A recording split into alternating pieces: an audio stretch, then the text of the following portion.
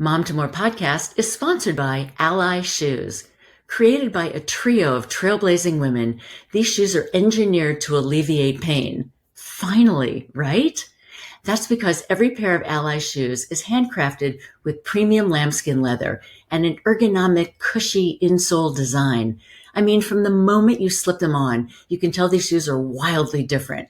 They cradle your foot with very strategic support and come in every chic, classic, and live out loud color you can imagine. I love the 3-inch classic heel, high enough to make your legs look gorgeous, and you can literally wear these all day. And the chunky heel ankle booty, timeless, modern, and every time I wear them, people come up to me and ask who makes them. And I'm sharing the love with all of you, my listeners. Head on over to ally.nyc. That's ALLY.NYC, where new customers and listeners of the podcast will get $40 off your first pair of heels with special code MOMTOMORE40. But that's not all. Get 10% off your first pair of boots and flats with special code MOMTOMORE10.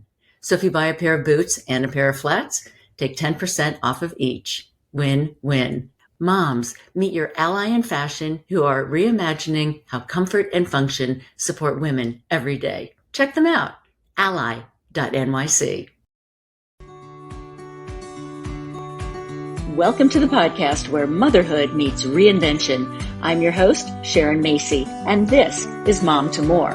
I'll be speaking with remarkable moms who have embraced the art of transformation, crafting their more by leveraging the skills they hone as stay-at-home moms.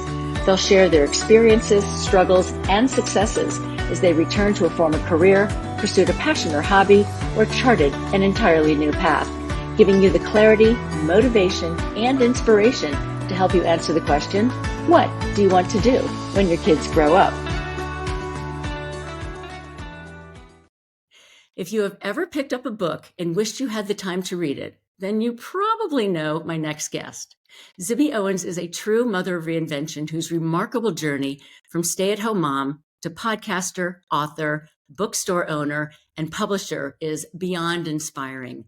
Zibby Owens, like Pippa Jones, wears many hats. She is the award-winning podcast host of Moms Don't Have Time to Read Books, founder and CEO of Zibby Media, aka the Zibby-Verse, which includes the publishing house Zibby Books, a book club, retreats, classes, and events, and is the proud owner of Zibby's Bookstore, an independent bookstore in Santa Monica. She has been called the literary fairy godmother of the book world and is a frequent contributor to Good Morning America, Couric Media, and other outlets. She is, quite simply, the it girl in publishing. But she is, most of all, a mom. So welcome, Zibby. It is an absolute pleasure to have you on the show. Thank you very much. I've never been an it girl for anything. So there you go. You're the it girl. You're the it girl today. So I must confess that when I learned that you spent 11 years as a stay-at-home mom and then launched your podcast, and there's so many things that have happened as a result of that, I knew I wanted to have you on this podcast because you really epitomize the Mom to More journey. And also say to our listeners that we met at the Mom 2.0 Summit. So a big shout out to them. Yes. Thank you, Mom 2.0. So I'd like to start with my essential mom question. And that is, how many kids do you have and where are you raising them? I have 4 kids and I am raising them in New York, although my older 2 kids are in boarding school. Gotcha. And we had one in boarding school also. So talk to me about why it was important for you to be home with your kids. And then how did you manage your time so you could keep writing, which is really so like it is who you are and what you are. Yeah. Well, I stayed home. I didn't know for sure I was going to stay home. I always thought I'd always wanted to be an author and a writer. And I had been freelancing for magazines since I was 14 and writing all types of things. And I thought always, oh, this is so great. This is a job I'll always be able to have when I'm at home with the kids. Like even when I was young, because I always wanted to have lots of kids. And I didn't do it full time before I had kids. I have lots of interests. So I love writing, but I also love branding and marketing and the business side of things. And so I had worked in everything from advertising to, product launches to internet startups and all sorts of things like that. So I have a business background as well. But prior to having kids, I had tried to write, well, I had written a novel and it had not sold. I had an agent and we took it out and no publishers bought it. I was devastated, but I ended up ghostwriting a book with that same agent. Mhm. And as soon as I had my kids, there was another ghostwriting project that she wanted me to, go out for that she thought I could do. And I remember leaving my twins, and I had started with twins, which was a lot, um, who had a lot of, various needs and all the rest. And I remember driving away to go to this interview for my next ghostwriting thing when they were 3 weeks old, which is the first time I had left them. And I just couldn't do it. I was like, I just can't do this. And the whole time I sat there, it was a combination of my own anxiety and my own preference. And I was lucky enough that I didn't have to take the job and I could stay home with them. So I did. And I did some writing on the side, as you mentioned, but I was not writing books. I was in it. 4 kids. Now they're between almost 17 and 9. And it's been a lot, but yeah, now it's it's been a journey. Well, it's a lot easier now than it was way back when. I mean, we have 3, and I remember going from 0 to 1. You went from 0 to 2, and Mhm. that is such a huge challenge, and Yes, it's overwhelming. it was a lot. I won't lie. I won't lie. But it's great now that they're older. You have a little more time. You have a little more time. And But it's fun, it's really fun. They're great. But it was intense as it is for everybody. absolutely. So please tell our listeners how you launched the podcast in 2018, and then sort of what was happening in your life. And what I found that when I was reading about it, just to be a fabulous sort of flying by the seat of your pants life lesson with a real just do it sort of attitude. And I think a lot of moms, they have ideas and yet they may be afraid to try something. So let's talk about how you just sort of jumped in and did that way back when. Yeah. I guess I'm just not afraid to try new things as long as Trying there it. isn't a lot of risk involved, which I didn't perceive there to be with starting a podcast, right? I see your microphone, I have my microphone. I ordered it on Amazon, like that. I shouldn't say Amazon, but Amazon, yeah. yeah, I ordered it on Amazon and I Googled how to start a podcast, and that's all it took. And I was doing a podcast. So, um, the reason I started it is that in my own life, I had gotten divorced and I suddenly had time every other weekend without the kids to sleep and to remember who I was. But also, I was very, very sad because that's a very tough adjustment to not have kids when you're a full time mom. So, uh, I got back into reading on purpose. Like, I had a therapist at the time who was like, "Remember, you love to read. With a good book, you'll never be lonely." And I was like, "Yes, I love to read. Reading is going to be my thing again. I'm going to do this." And so I went back to reading. I went back to writing, and I started writing essays, which is my most beloved sort of form of writing. And I started writing essays about being a mom and the pressures of modern motherhood. And I had the vantage point to see it because of the distance I was provided with those weekends off, right? I could see the craziness. Instead of being just trying to be drowning and gasping for dear life, right? I could sit on a raft and have a view before I dove back in. And so I wrote about it a lot. And after a year, I was in a new relationship with the man who would eventually become my second husband, or my husband, final husband, I don't know what to call it. He suggested I take the essays and turn them into a book. And I sort of poo-pooed the idea. And I was like, oh, mom's don't have time to read books. And then I thought that was so funny that I made that the name of the book proposal, Yeah. which I started taking out to agents, and they did not find that funny. And I had no platform, and so the agent who wanted to take me on was like, "I don't, you need to build up your platform." And I wasn't even on social media at all. I had just been, doing my own thing, and a girlfriend at the time suggested that I start a podcast right around the time that I realized that the book proposal would not be a book, but that I did still want to write a book. And I started writing another book called 40 Love with that same agent. So she said, start a podcast. And I was like, why would I do that? I like to write. But I thought if I used the title of that book and I started interviewing authors, then that would be really fun. And why not try? So I figured, okay, it's like I didn't make an announcement. I wasn't on social media then to be like announcing something new. I just like quietly started doing it here in my office. And And that you was the did it extent. on your phone. I started on my phone. Yeah, my That's that is very first one, I didn't even have the microphone yet, and I just, like, sat on my bed and, like, recorded into my phone, and then I moved into here and got the microphone. and I thought that was so fabulous because you just you had a vision, you had something you felt you needed to share and get out, and you just picked up your phone and you started podcasting. And I thought, what a great example, you know. Well, I will say I did listen. So I liked your fly by the seat of your pants thing because it does feel like that, but I do research everything before I do it. I don't go into it unprepared. So before I launched the podcast, even though it was a quick decision and I did it, within a week, I spent that whole week listening to other podcasts and figuring out what makes a successful podcast and analyzing the charts and figuring out, like, I remember at the beginning, I was like, oh, every successful podcast says this, that they have a sponsor. And I was like, well, I need to make my podcast sound successful. So I called my friend Chloe, who runs Chloe's Fruit Pops. And I was like, Chloe, can I have you be my first sponsor? You don't have to do anything. Just let me say you're my sponsor. And she's like, okay. So I'm like, this podcast has been sponsored by Chloe's Fruits, So I tried to make it sound successful from the beginning and to use everything I was learning. And every guest I had, I would analyze, like, okay, well, how did they get where they are? And every week I had somebody new who was sort of showing me the way. So yes, it's in my pants, but there's always a method to the madness. 100%.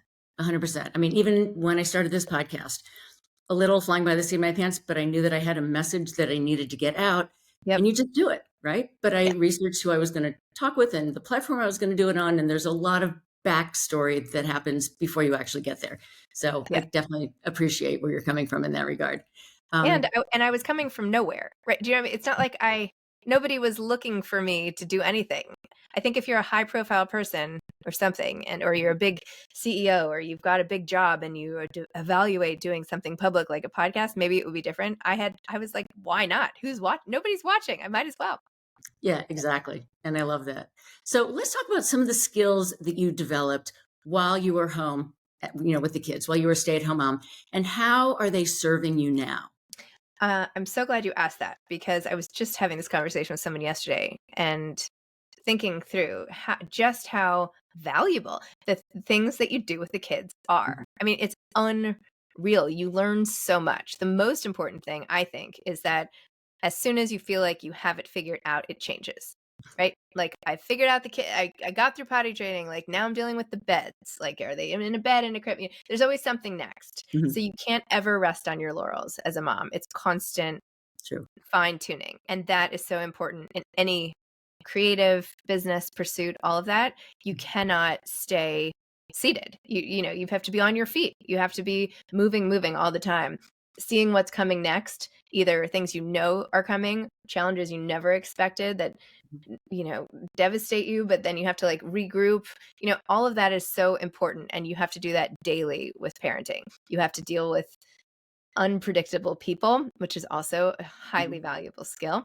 You have to use all of your psychological resources at every moment to deal with a changing environment and crazy demands and all of that. So I honestly think that interpersonal skills that you gain as you navigate life with kids and interacting with them and figuring out your own, discipline style and this and that and doing it as a team, like working with others is also incredibly important with raising kids. It takes a village. So whether it's the moms who are in the trenches with you or your family who's helping or hiring outside help if you have to go to work or daycare providers or whatever, like you have to source resources, you have to optimize those resources, Mhm. time management. I mean, I could go on forever, On but and I on. feel like you know everything you need to know from being home with kids. Absolutely. And so basically, you have learned everything you needed to know to run the Zibby-Verse from being a stay-at-home mom, Yes. pretty much. And Yeah.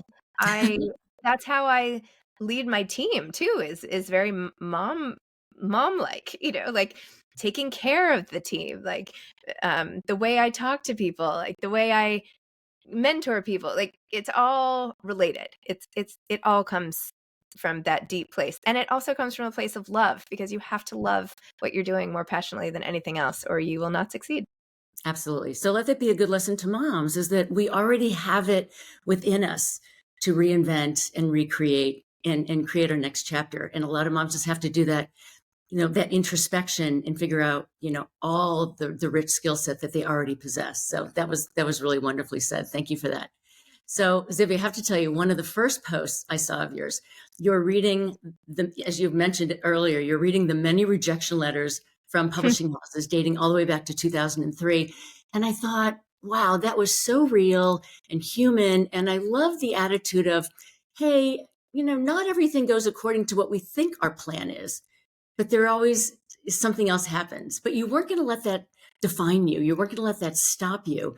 And you put in the years of hard work and perseverance and overcoming rejection. And I thought, oh my gosh, what a life lesson. So I'm curious how that impacted you. And also, what do your kids think about that? Thank you. Well, I definitely have a lot of failure examples for the kids. There is no lack in that department at all. We all Um, do.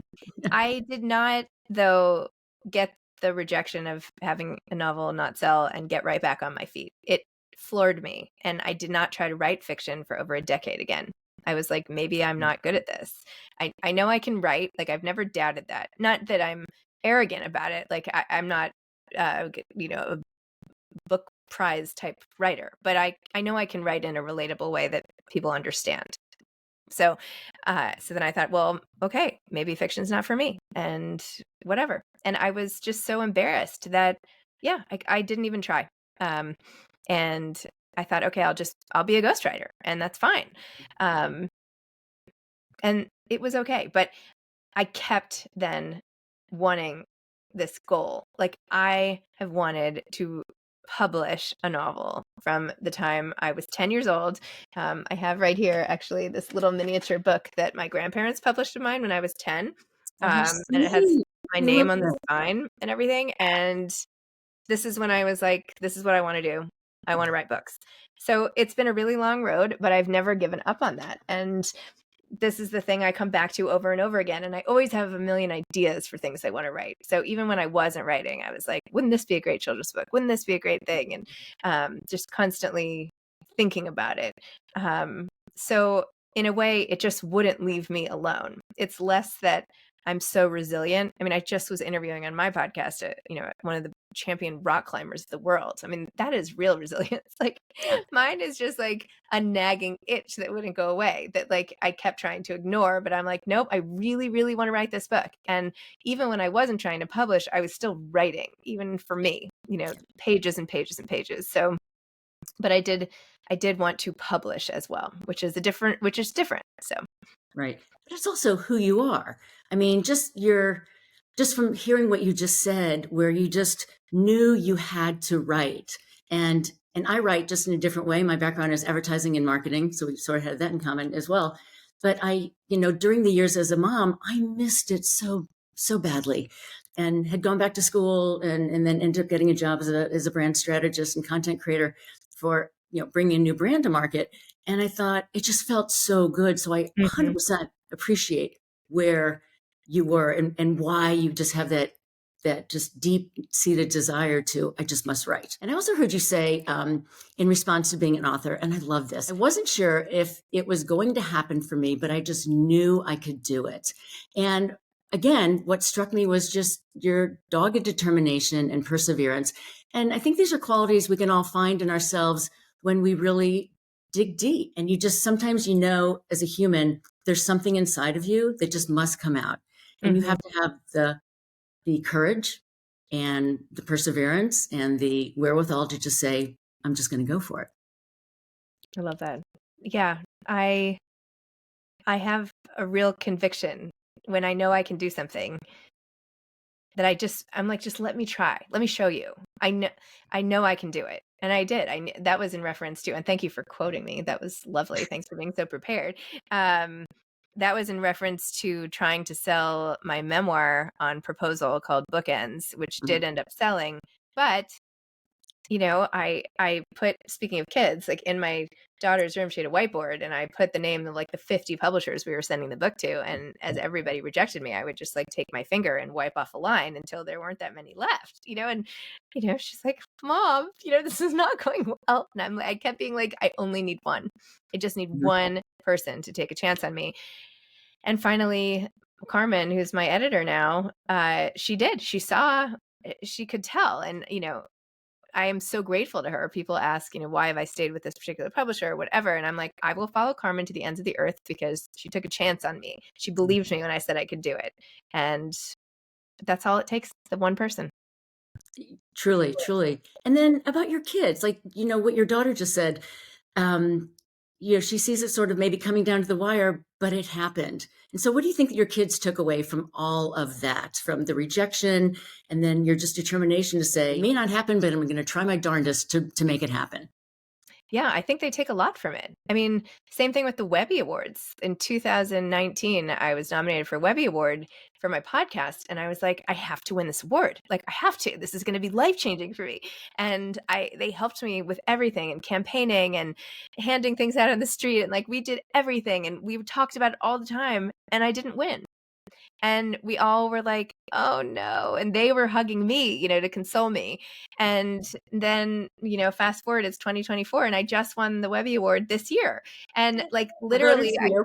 I and I told them, and, they were like, "Oh my gosh," and, like, huge hugs, and, like, they remember me losing. So, they I know that that sinks in. My daughter, my older daughter, I know, has run repeatedly for like government positions at school, or she's tried out for, the lead in a school play and not gotten it. And it doesn't stop her from trying again the next time. Yeah. So I think not giving up is one of our sort of family values, really. It's like, that's just the thing. Like, okay, well, you didn't make the team this time. Like, next year, what can we do? How can how can I help you? Blah, blah, blah.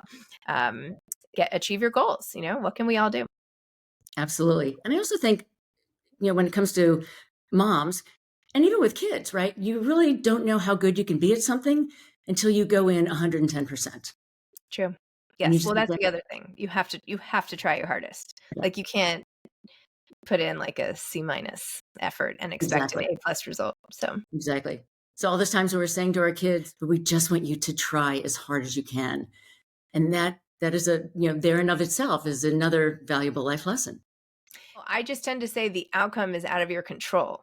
I Ah, mean, because it is, like, to some extent, whether she wins the election or not, it could be that the other person handed out free chocolate bars. Do you know what I mean? Like, mm, yeah, it's sometimes we do our best and we don't get the best result, and it's out of our control, but that shouldn't deter you, like, because you still have to try.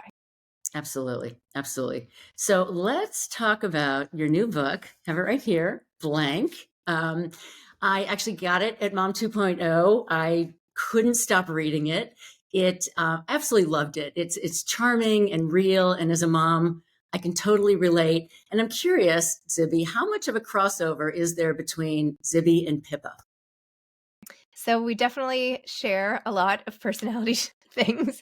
Her interior monologue is similar to mine, but none of the events happened. There are pieces of me there. I think she's like one end of the spectrum of how I can be, but our voice is similar. What was your favorite takeaway from writing this book? Well, it was meaningful because, as I mentioned, since I was 10, I was trying to publish a novel. So the fact that I finally crossed that finish line with any book was meaningful. This particular book was meaningful because I could use everything that I had learned from this sort of unique 360 view I have of publishing and writing and this whole world, uh, and put it to good use and try to help people discover more books or just get a little behind the scenes look, but also highlight the craziness of modern motherhood. So it's all the things I've been saying sort of all mixed up into one in this book. And I was proud of it because it felt very me. And I have tried other drafts over the years that have not felt very me. I wrote a prose poem in a full length manuscript. I have tried to write in a more literary third person or present tense or this or that. And I've tried all sorts of styles, but what works is when I'm just my most me. And that sounds obvious, but it really hasn't been obvious at all. Yeah. And I think sometimes it takes a while to find the real you. Mhm. My, like, 7th grade dance, my mom was like, "Go ahead, like, don't worry, Zib, just, like, be yourself." And I was like, "Who is that? Like, what does that mean? I'm so shy, I can barely speak, like, be myself." Like, I just, like, plastered myself against the wall and, like, waited till the dance ended to go home and cry. Mhm. But now I know who that is, but it's taken a lot to find my voice again and, pros, cons, loss, divorce. I mean, there's been a lot, and now midlife, here I am, and, you know, it is what it is. Well, you're killing it, girl. Okay. So, Thank you. with your publishing company, I mean, you have so much going on, so much to be proud of, and all that you have created. And what I love about your publishing company is the fact that it's for women, and you're just amplifying their stories.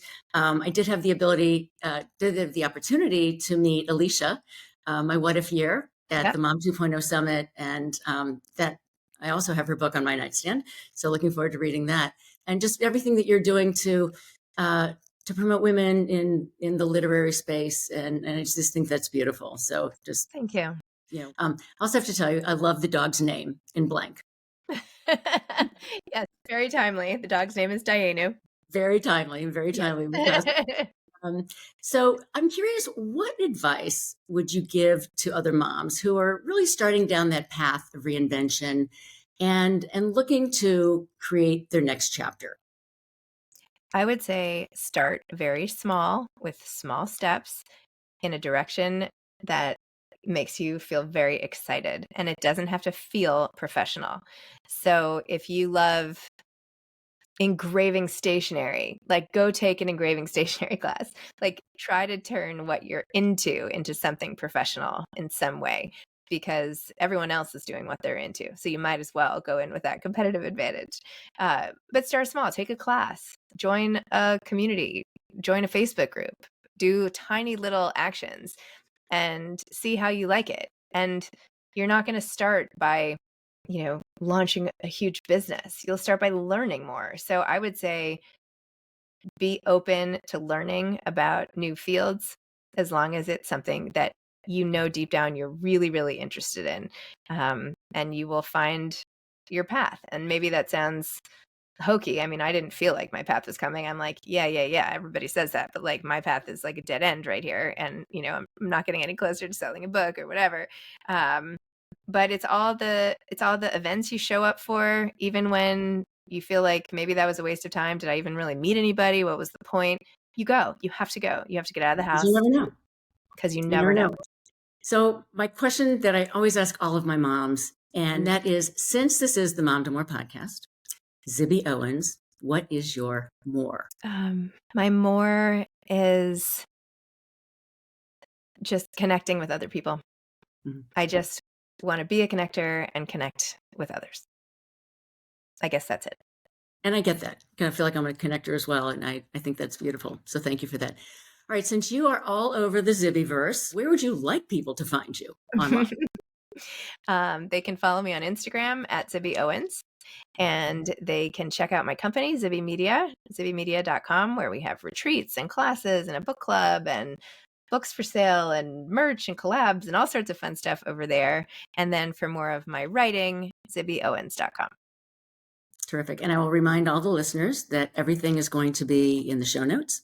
So everyone can find you. And I would highly recommend everybody following Zibby on social media. You write wonderful, just everyday life things, and it just really, I think it really personally resonates with me. So I would Good. recommend everyone following along with you, reading the books, and becoming part of the Zibby-Verse.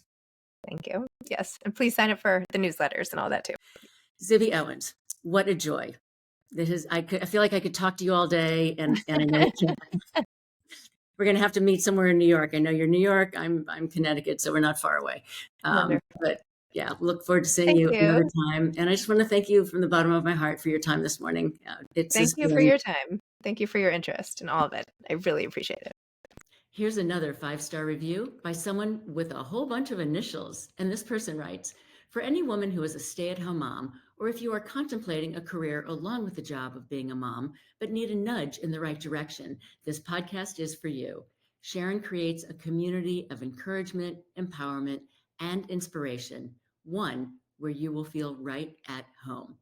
Well, thank you for that. And if you keep writing these 5-star reviews, I'll keep reading them. Before I sign off, a quick favor. I would love it if you would take a few moments to follow or subscribe to the pod. Following us means you'll never miss an episode, and it really does help the show to grow. Just go to the Mom to More show page on Apple Podcasts, Spotify, YouTube, or wherever you listen in, tap the plus sign in the upper right corner, or click on follow. While you're there, if you'd be willing to leave a 5-star rating and review and share an episode with another mom, I'd be so grateful and appreciate your support. Thanks for listening in, and see you next time.